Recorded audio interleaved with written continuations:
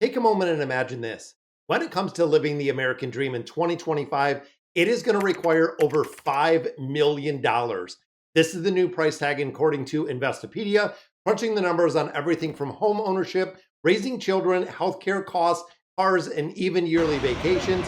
Today, I'm going to break down exactly what the $5 million figure looks like, explain why these record costs are exactly where they are, and of course, sharing my personal financial insight and tips to chase that version of the American dream yourself without having to be a billionaire to account for it. So let's dive into this. What exactly is the American dream? So when we've been kind of sold this fairy book, fairy tale over about the last 40 to 50 years, it is looking at retirement savings, home ownership, talking about raising two children, sending them off to college, helping them cover the cost of college in its entirety, buying new cars throughout the lifetime. And if you're looking at the price of new cars right now, we have seen it jump up from when I started finance. The average car was around 36K. Now it's closing in on 70K, which is kind of crazy to think. Even the cost of healthcare has increased, annual vacations, even owning a pet has gotten incredibly expensive, including a wedding, which I have done a lot of loans when it comes to doing weddings or even vacations itself. So not only is it going to cost you that upfront cost, it is also going to cost you the interest over 3, 5, 7 years, depending how long you're taking out this loan. And of course, spoiler alert, this mark is over that $5 million mark that we talk about. So let's break it down by category. When we start looking at the numbers, retirement savings, there's a lot of different surveys that they've done. Roughly, Americans are saying $1.64 million to recover comfortably is the average. So think about this for a minute, guys. I know right now, when you look at the average 401ks, they're about $170,000, $180,000, meaning you are so far away from 1.64 million to retire comfortably. We're not even saying not having to worry about money. We're not saying about really anything at all other than a number. Now, this is going to vary greatly on what exactly a full retirement is really based on. Are you going to be one that owns your home? You don't have any debt. You want to travel all the time. There's going to be a lot of expenses. If you have certain situations, your number might be a lot higher or lower depending on where you want to be for that retirement number. I know last year there were quite a few surveys that said about 1.24 million would be where Americans would feel comfortable during retirement, which again, when we actually look at the numbers versus what people are saying, there is a 100-year difference between them, and most people will never get to that point. Now, home ownership, this is kind of crazy. A lifetime of home ownership runs you about $1 million. It is $957,000. This includes the mortgage that you're paying for, the interest that is accumulated, and also the maintenance of a home. So home ownership at $1 million. Now, this is a reason why we're starting to see a lot bigger shift into renting versus owning, because home ownership, I know even in this area where I'm at, just north of Detroit, we have seen home values over double in the last 10 years, which is crazy. So if you're looking around here and even in my neighborhood, you're paying twice what I did 10 years ago, which is kind of crazy. And I'm not even close to the 957, maybe including the maintenance in there, but we're probably about $500,000 away from that, just knowing what we purchased our home for. But again, if you want to get in the neighborhood right now, it is north of 600,000 to 700,000, which is insane. Even thinking that number being a lot more higher, just because of what we're seeing. Now, raising kids in college, to have two children, the estimated or the average is $876,000.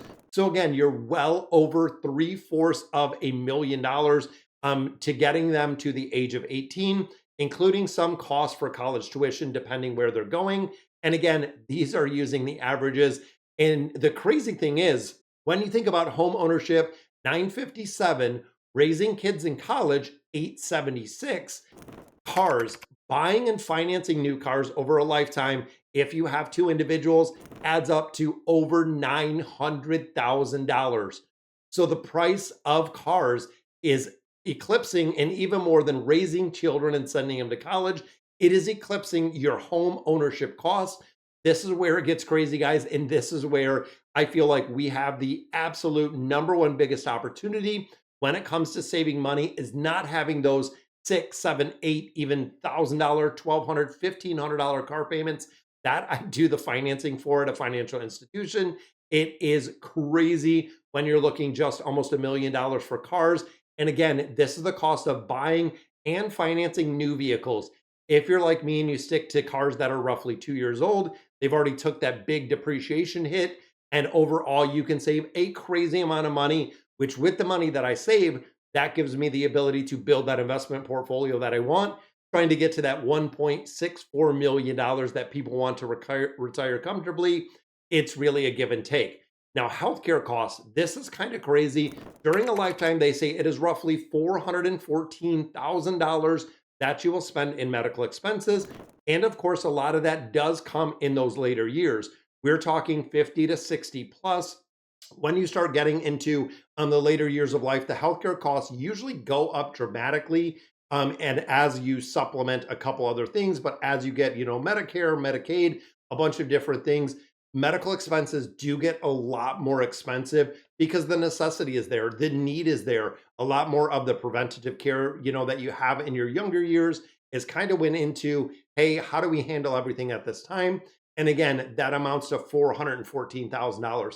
Now, vacations, taking yearly trips, and if you're like me, you like to relax, you like to go on some of those yearly trips, they estimate $180,000 for yearly trips over a lifetime, which honestly, I think that's pretty good. It's not like you're going to Disney spending $10,000 or $15,000 every year, but taking a couple trips, $2,000, $3,000 maybe once a year, really can add up. Again, 180,000.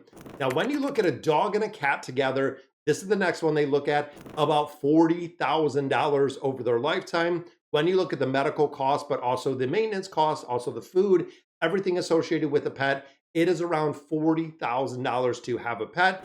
And then the wedding, the big average for the big day, literally one day, the average rate now in 2025 is $38,000 for a wedding.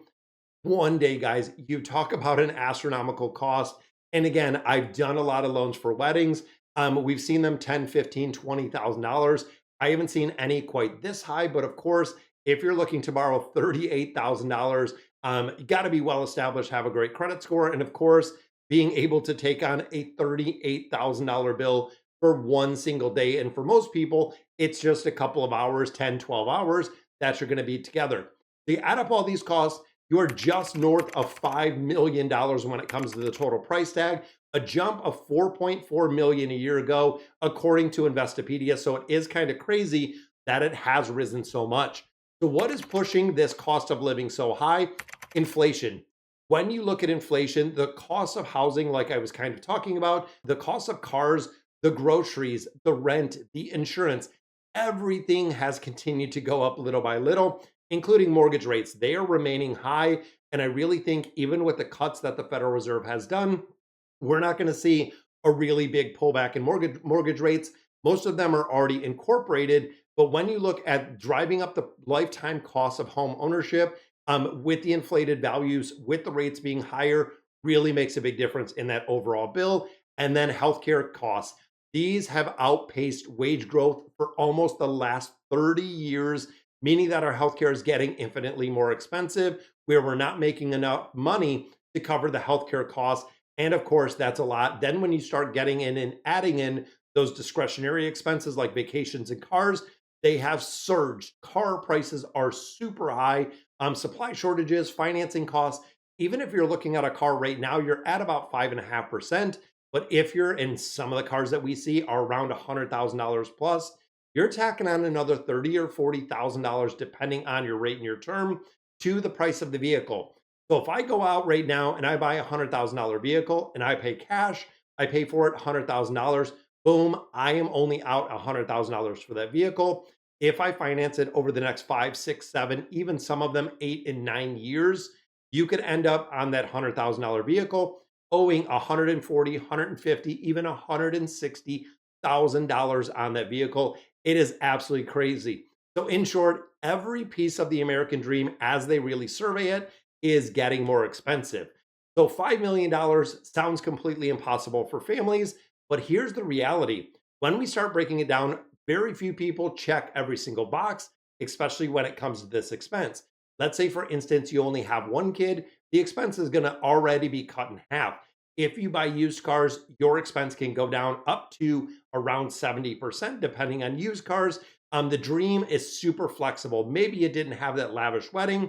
You're buying used cars. Maybe you bought a more affordable or a smaller home, giving you the ability to invest the difference in there. Now, the key to this, like we've always talked about, is financial planning. You have to prioritize in your life what matters the most. Recognize this is not a one size fits all blueprint, because it really doesn't fit everybody. There might be people even that choose not to have children, they don't have pets, they want to spend more money on lavish vacations. They can always do it. But how can we achieve this American dream? The pursuit and really building the own version. Start saving early. This is the big one. Now, traditionally or historically, people saved a lot later in life and saved a lot more. When it came to the 35, 45, even 50 years old, they started realizing that retirement is not too far away, started saving a lot more money. Now, what we're seeing traditionally, especially because we have things like M1 Finance, we have Robinhood, we have the 401k plans, that a lot of people are starting to save a lot earlier. And every year over year, we're starting to see people investing at a much earlier age, which is great. Compound growth is really the best friend when it comes to retirement. If you ever want to get that big account balance, that is how you're going to do it. Using tax advantage accounts, when we look at 401ks, IRAs, 529 plans, HSAs, anything that can save you money that you're not paying to the government is really a win-win scenario. Even if you get the bill a little bit later, or doing those Roth ones, like I advised with the 401k and the IRA, I'm paying my tax bill upfront for tax-free growth over the next 10, 20, 30, even 40 years. Absolutely, definitely worth it. Now, number three, guys, you can keep housing costs manageable. This means consider your location, maybe downsizing so you have a smaller payment, shorten up the mortgage terms, or even paying off that mortgage early can make a big difference. Now, when we think about the debt snowball and eliminating debt, prioritize high interest debt. We are talking credit cards before you get into any big discretionary purchases.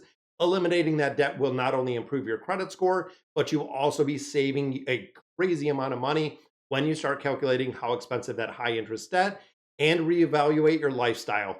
Keeping up with the Joneses, really the lifestyle creep goes into everywhere.